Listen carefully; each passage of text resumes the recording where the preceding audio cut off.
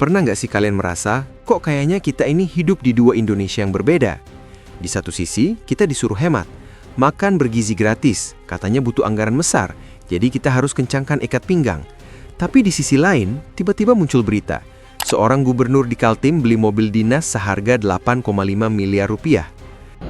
Masa iya kepala daerahnya pakai mobilnya ala kadarnya? Jangan dong. Iya kan, jaga dong marwahnya Kaltim. Ini marwahnya Kaltim, marwahnya masyarakat Kalimantan Timur. 8,5 miliar. Bayangkan angka itu. Di saat banyak orang tua di luar sana bingung besok anaknya makan apa, atau bagaimana bayar kontrakan yang naik, ada pejabat yang merasa marwah negaranya harus diwakili oleh jok kulit buatan Jerman dan suspensi udara yang bahkan nggak bakal kerasa kalau lewat jalan rusak. Ini bukan cuma soal mobil, teman-teman. Ini soal rasa keadilan yang sedang diuji.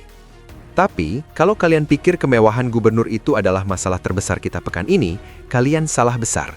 Ada badai yang jauh lebih besar yang sedang mengintai di balik pintu istana, sesuatu yang bisa membuat ekonomi kita lumpuh secara sistemik. Di saat kita sibuk menghujat satu mobil mewah di Samarinda, diam-diam ada rencana impor raksasa, 105.000 unit mobil pick-up dari India. Kalau satu Mercy 8,5 miliar adalah simbol kesombongan, maka 100.000 unit mobil impor ini adalah simbol ancaman bagi setiap buruh pabrik otomotif di Bekasi, Karawang, dan seluruh Indonesia. Di video ini, saya akan tunjukkan data yang tidak dibuka di berita TV. Kita akan bedah kenapa alasan murah dari India sebenarnya adalah lubang kubur buat industri dalam negeri. Saya berjanji, setelah menonton ini sampai habis, kalian akan paham bahwa musuh kita bukan cuma gaya hidup mewah, tapi kebijakan yang tidak punya hati pada industri sendiri. Gubernur Kaltim, Rudi Masud, membela diri dengan satu kata sakti, marwah. Katanya, Kaltim adalah wajah IKN. Sebagai miniatur Indonesia di depan tamu global, ia tidak ingin terlihat miskin. Mari kita bedah secara logika. Marwah sebuah bangsa tidak pernah diukur dari merek mobil pejabatnya. Jika tamu asing datang ke IKN dan melihat jalanan di sekitarnya masih rusak, angka stunting masih ada, tapi gubernurnya naik mobil 8,5 miliar. Mereka bukan akan kagum, mereka akan kasihan. Mereka akan melihat sebuah negara yang gagal menentukan skala prioritas. Secara ekonomi, 8,5 miliar yang keluar untuk Mercedes-Benz adalah deadweight loss. Uang itu tidak berputar di Kaltim. Uang itu terbang ke Stuttgart.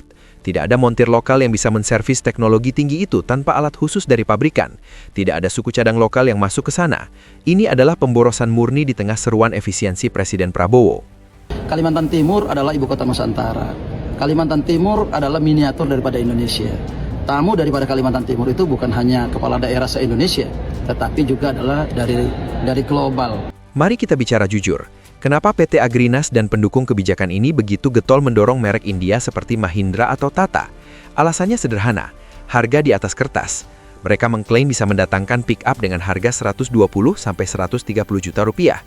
Sementara merek rakitan lokal seperti Grand Max, Carry atau Traga berada di angka 190-210 juta rupiah. Selisih 70-80 juta rupiah per unit memang terlihat menggiurkan bagi anggaran negara. Jika dikalikan 105.000 unit, ada potensi penghematan sekitar 8,4 triliun rupiah. Tapi inilah letak manipulasi datanya. Angka 8,4 triliun rupiah itu hanyalah short-term saving yang akan dibayar dengan kerugian ekonomi nasional yang jauh lebih masif.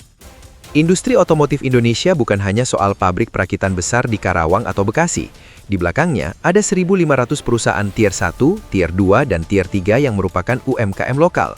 Local purchase atau konten lokal. Mobil pick-up yang dibuat di Indonesia memiliki tingkat komponen dalam negeri atau TKDN rata-rata 80-90%.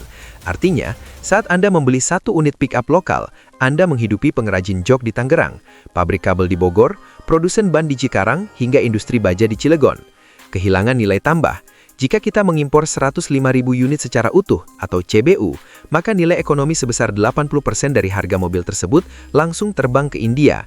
Kita tidak hanya kehilangan uang, kita kehilangan kesempatan untuk memutar modal di dalam negeri. Kapasitas produksi pabrik otomotif di Indonesia saat ini sedang mengalami oversupply atau kelebihan kapasitas karena pasar domestik yang stagnan. Logikanya begini, kita punya pabrik yang sanggup bikin jutaan mobil, tapi pemerintah justru memberikan kue sebesar 105.000 unit kepada negara lain. Ini adalah pengkhianatan terhadap buruh. Setiap satu unit mobil yang diproduksi di dalam negeri berkontribusi pada jam kerja ribuan orang.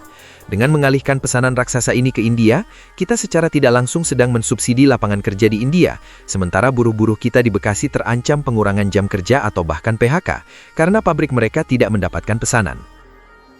Argumen ekonomi yang paling fatal adalah soal Total Cost of Ownership atau TCO. Mobil operasional desa akan bekerja di medan berat, pegunungan, jalan rusak, dan pesisir. After sales crisis, merek Jepang atau lokal yang sudah mapan punya jaringan bengkel hingga ke tingkat kecamatan. Suku cadangnya tersedia di toko kelontong sekalipun. Data historis. Ingat kasus bus Transjakarta asal Cina atau motor Cina atau Mochin di awal tahun 2000-an? Mereka murah saat dibeli, tapi hancur saat dirawat.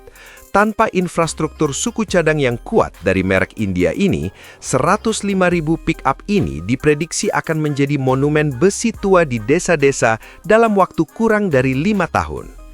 Nilai jual kembali. Harga jual kembali mobil India di Indonesia hampir nol.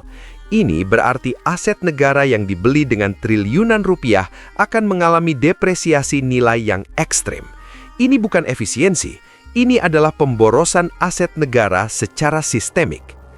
Secara makro, impor massal ini akan menciptakan tekanan pada neraca perdagangan kita di saat kita berjuang menjaga stabilitas rupiah, mengeluarkan devisa dalam jumlah masif untuk barang yang sebenarnya bisa kita buat sendiri adalah kebijakan yang sangat tidak strategis.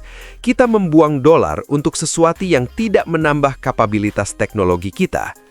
Analogi sederhana, membeli alat pancing murah. Bayangkan Anda adalah ketua kelompok nelayan. Anda punya anggota yang ahli membuat jaring dan perahu di desa Anda. Tiba-tiba, Anda malah membeli 100 perahu plastik murah dari luar negeri karena harganya setengah harga perahu kayu lokal. Bulan pertama, nelayan senang. Bulan kedua, perahu plastik itu bocor karena ombak besar. Saat mau diperbaiki, tidak ada yang tahu caranya dan tidak ada bahannya. Hasilnya, nelayan tidak bisa melaut. Pembuat perahu di desa Anda sudah bangkrut dan pindah kerja ke kota, dan Anda tetap harus bayar utang untuk perahu plastik yang sekarang jadi sampah di pinggir pantai. Itulah resiko besar dari impor pick-up India ini. Bola panas ini sekarang ada di tangan Presiden Prabowo. Ini bukan lagi soal teknis, tapi soal etika kekuasaan. DPR melalui Sufmi Dasko Ahmad sudah bersuara keras, tunggu presiden pulang. Mengapa? Karena ada pertarungan ideologi di dalam kabinet antara mereka yang ingin efisiensi instan lewat impor murah dengan mereka yang ingin kemandirian jangka panjang. Jika Prabowo mengizinkan ini, maka instruksi menggunakan mobil maung pindad akan menjadi gimmick kosmetik. Martabat manusia Indonesia ada pada pekerjaannya. Dengan memberi pekerjaan pada buruh otomotif lokal, kita menjaga martabat bangsa lebih tinggi daripada sekedar naik mobil dinas mewah. Indonesia sedang di persimpangan. Kita mau jadi bangsa konsumen yang silau dengan kemewahan impor dan harga murah sesaat, atau menjadi bangsa produsen yang berani sakit di awal demi kedaulatan di masa depan. Kasus Kaltim dan kasus impor India ini adalah ujian integritas bagi pemerintahan baru. Kita tidak bisa bicara Indonesia Emas 2045 jika tahun 2026 nanti kita masih sibuk pamer mobil Jerman dan mengimpor mobil India. Jika kebijakan impor ini tetap dijalankan, kita akan melihat penurunan kontribusi manufaktur terhadap PDB dalam 5 tahun ke depan. Namun, jika Presiden berani membatalkan impor dan memaksa pengadaan menggunakan basis produksi lokal, seperti Daihatsu, Suzuki, atau Toyota yang sudah punya pabrik raksasa di sini, kita akan melihat pertumbuhan ekonomi desa yang organik dan berkelanjutan. Ingat, marwah sebuah negara tidak ditentukan oleh seberapa empuk kursi mobil gubernurnya, tapi oleh seberapa kuat industri negaranya berdiri di atas kaki sendiri. Berhenti bangga pada barang asing, mari mulai percaya pada tangan-tangan anak bangsa. Nah, kalau menurut kalian gimana? Apakah alasan marwah Gubernur Kaltim itu masuk akal bagi kalian? Atau kalian lebih setuju kalau 100.000 pickup India itu dibatalkan dan diganti sama produk lokal? Tulis pendapat kalian di kolom komentar bawah. kita diskusi sehat di sana. Jangan lupa klik like kalau kalian rasa video ini bermanfaat, share ke grup WhatsApp keluarga atau teman kantor biar makin banyak yang melek data. Dan pastinya, subscribe biar kalian gak ketinggalan bedah kasus selanjutnya. Terima kasih sudah menonton sampai habis, sampai jumpa di video berikutnya. Keep critical, stay nationalistic.